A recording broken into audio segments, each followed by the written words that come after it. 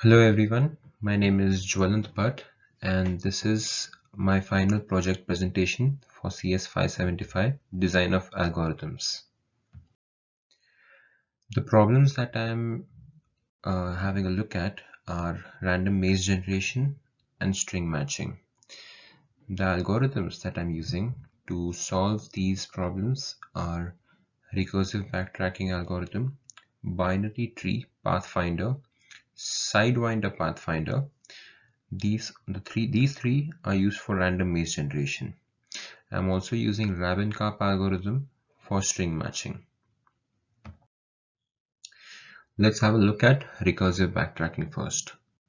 So how does recursive backtracking work? First of all, you have a grid which is full of rows and columns. Now you choose a starting point in the grid. I've chosen the bottom left corner, right? Now from this grid, you choose a neighboring cell. And this neighboring cell must be unvisited.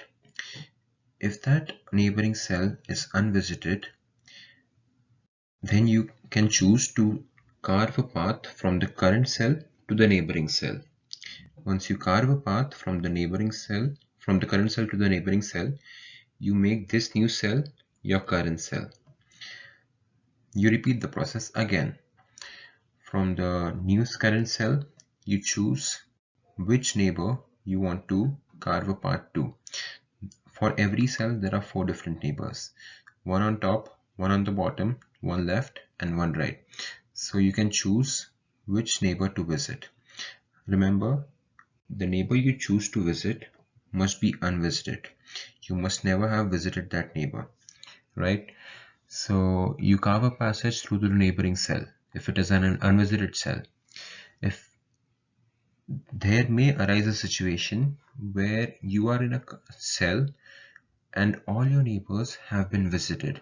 So you're sort of boxed in. All adjacent cells have been visited and you have nowhere to go because remember, you can't go back to an already visited cell.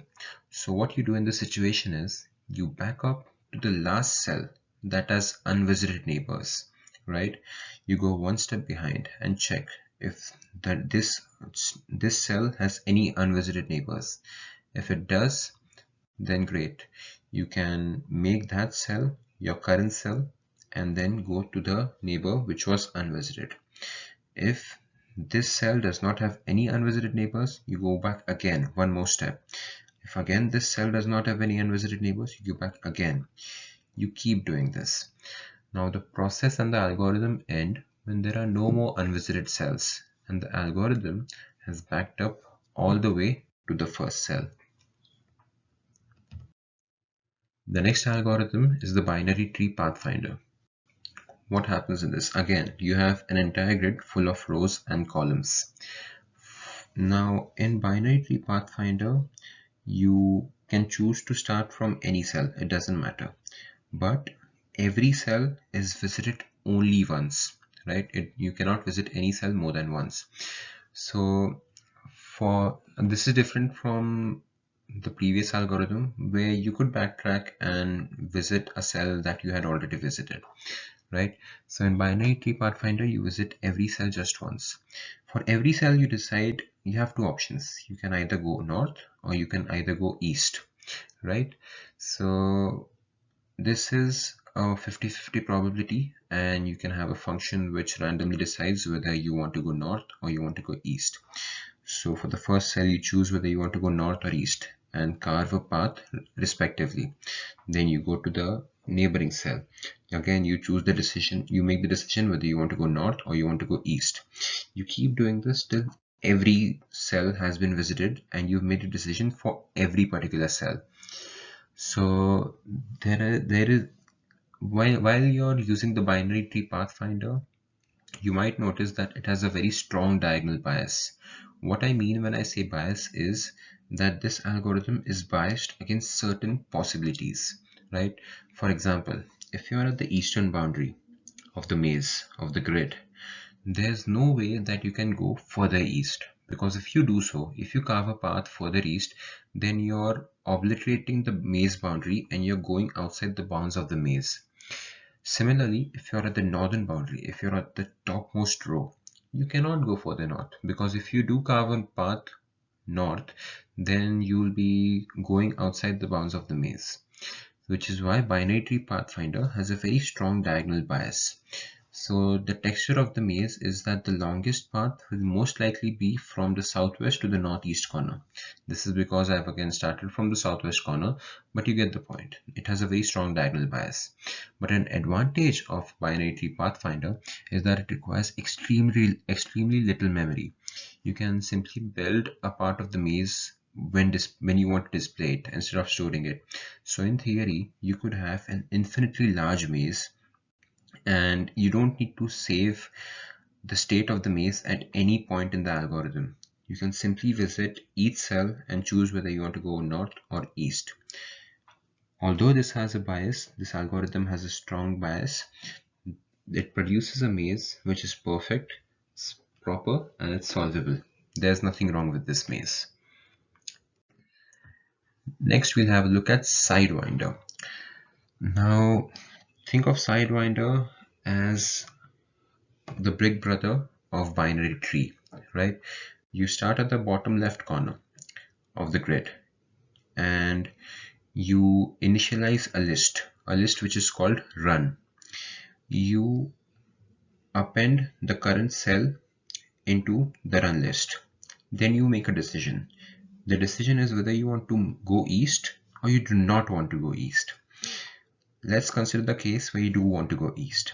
So you carve a path east, you carve the right wall, and you go to the neighboring cell.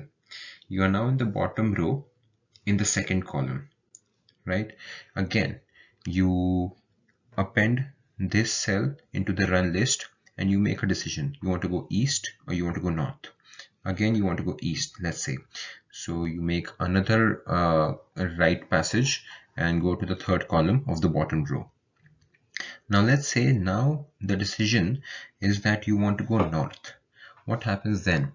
So what you do is you take the current run, the list run, and every element in it, you randomly choose an element from the current run list and you carve a passage north from that particular randomly selected cell. That's it. So if a passage was carved to the east, the next cell in the row will be the current cell, and the current cell will be added to the current run. Now you keep repeating steps 3 and 4. When you reach a point where a passage was not carved east, you randomly choose one of the cells in the current run and carve a path north. Then you empty the run set. This is very important. After you carve a path north from any of the randomly chosen cells in the current run, you need to empty the run set. Then you set next cell to the current cell and repeat steps 2 to 5. You do this till every cell has been visited. Again, this does have a bias.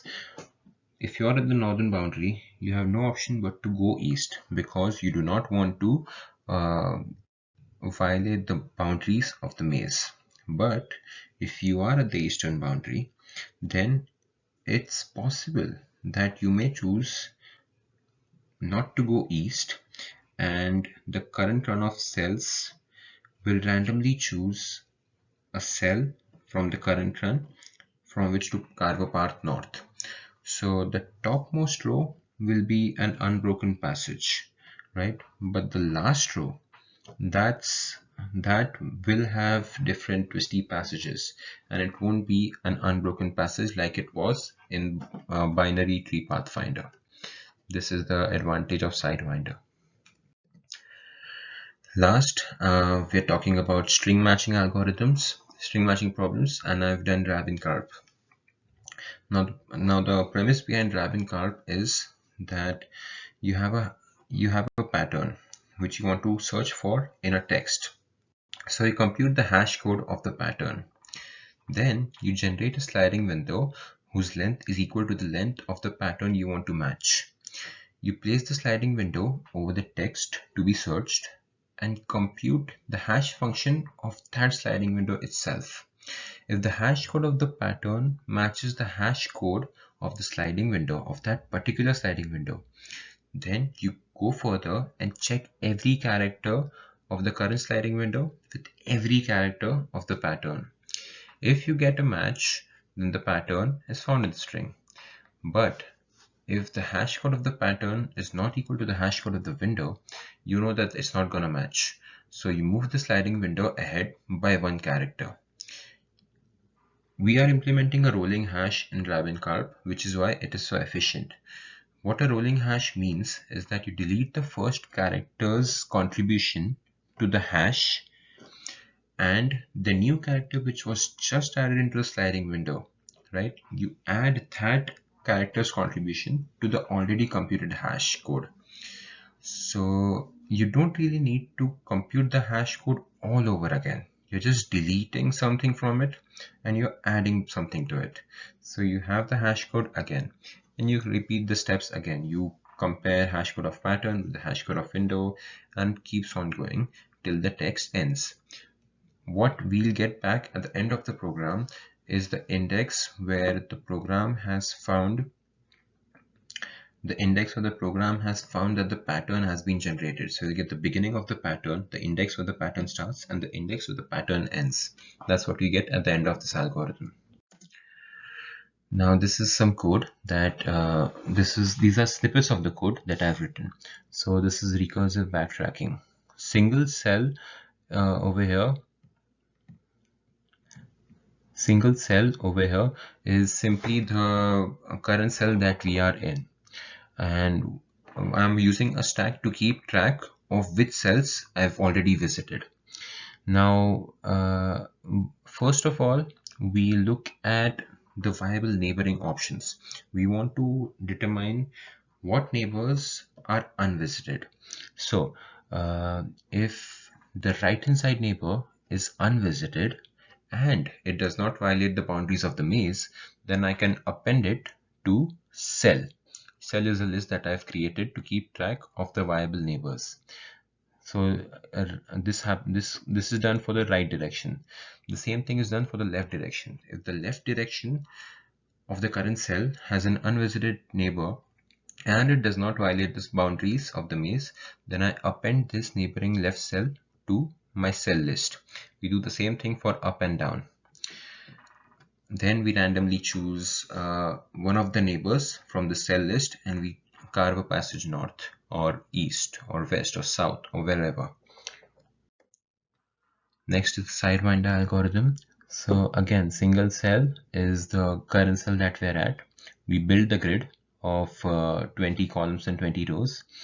For column, so what we do here is we start from the bottom left corner of the grid and we decide whether we want to go north or we want to go east. Also, we have this run list. So for every cell that we visit, we append that cell to the run list. User choice stores the returned value of the toss function. Toss function is just a 50-50 function which tells you whether you should go east or you should not go east. If you do decide to go east, you carve a path in the east wall and then you go ahead. If not, then you choose randomly from the current run of cells and you carve a path north. Binary tree, again, you can choose whether you want to go right or you want to go up. So it's a random function which decides for every cell, do you want to go north or you want to go east. Then you carve a path and you move on to the next cell. The Rabin Karp algorithm. So over here in this is the most important part. This actually activates the rolling hash. So this function right here, this is adding the contribution of the just added element, just added character into the already computed hash, and this is deleting the contribution of the first element that was just deleted from the hash code, right? So you do this and this calculates the number of spurious sets you get, meaning the times that the hash code of both the strings matched but the actual strings were not identical, and you print out the pattern, and you print out the number of spurious hits that you generate. These are the results. This one is the binary tree pathfinder's result. This is a maze. This is the Sidewinder algorithm's maze. For some binary tree, you can see the bias. The top row is completely unbroken and the last column is completely unbroken because we are at the northern and the eastern boundary respectively. In the Pathfinder maze's result, you can see that the top row is unbroken because we're at the northern boundary. But again, the eastern boundary, have a look at the eastern boundary. It's not completely unbroken because for some cells, you can just simply choose that you want to carve a passage north from here or from here or from wherever. So it's not necessary that this boundary will be unbroken as well. And this perfect maze is generated by the recursive backtracking. So it has no bias. You can see north, northeast, none of the boundaries are completely unbroken. It's a perfect proper maze. This is the Rabin Karp algorithm, and it returns back the index of the pattern which was matched. And this is how the mazes are being generated in real time. This was my project. Thank you.